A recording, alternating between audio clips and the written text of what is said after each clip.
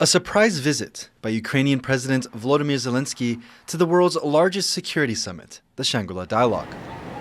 The annual three-day meeting in Singapore sees dozens of security officials and analysts gather to exchange ideas on how to prevent conflict.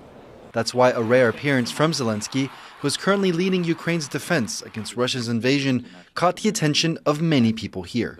Diplomacy should be those caring and strong hands that prevent international disputes from turning into fights, restraining the most aggressive parties. This is how diplomacy often worked in the past. But frankly, the last few decades have not been a time for diplomacy. For more than 2 years, Russia has been attacking Ukraine. And while many countries have sent military assistance there are concerns a conflict might also break out in Asia. In recent months, China has increased military operations in the region, blasting water cannons at Philippine ships in the South China Sea and conducting large-scale exercises in the Taiwan Strait. It's these kinds of actions that are leading other countries like the US to call for dialogue. War or a fight with China is neither imminent, in my view, or unavoidable.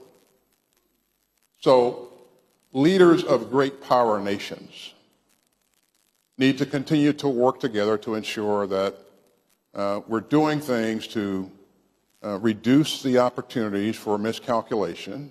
On the sidelines of the summit, defense chiefs from the US and China met in person for the first time since 2022. The goal of the talks was to establish communication lines between the world's two largest superpowers to avoid a crisis. But China says the US arms sales and assistance to Taiwan, which Beijing sees as part of its own, is a major obstacle.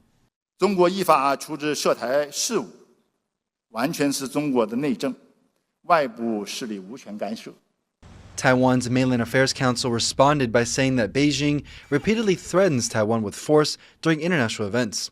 China and the US have agreed to continue working toward a communication line, but nothing concrete is planned.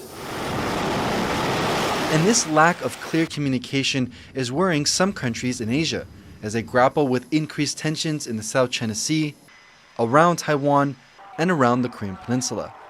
A lot of Taiwan comes into play, but we also need to think about the possibility of conflict with the Philippines and China.